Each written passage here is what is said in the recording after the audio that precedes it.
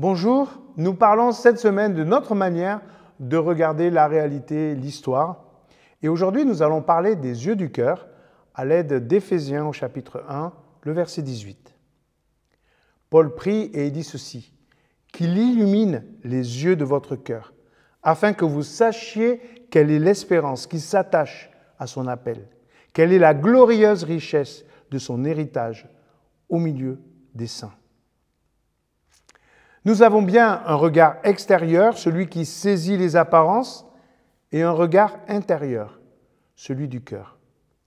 Pour contempler les choses invisibles, il faut éveiller en nous ce sens différent, capable de voir comment Dieu agit.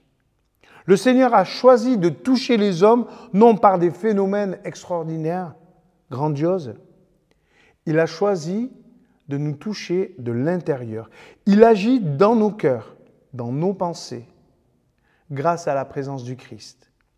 C'est pourquoi quand on annonce le Christ, c'est toujours de cœur à cœur et non par de simples démonstrations théologiques.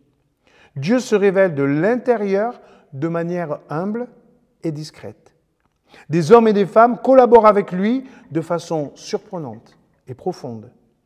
Ce qu'on ne découvre souvent qu'à travers leurs témoignages. Dieu écrit l'histoire avec des gens simples. Où Dieu agit-il? Là encore, nous sommes parfois pris de court. Plutôt que de transformer subitement notre environnement, Dieu commence par transformer nos cœurs en y apportant une lumière nouvelle, celle du Christ.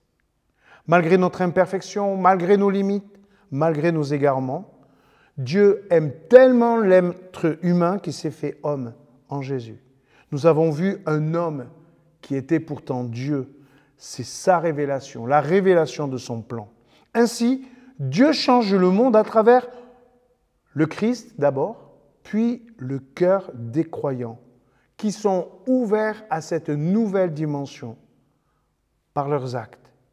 Tout part des yeux du cœur, c'est-à-dire d'une nouvelle motivation intérieure. Nous croyons que Dieu n'agit pas simplement à l'extérieur, mais à l'intérieur de nous.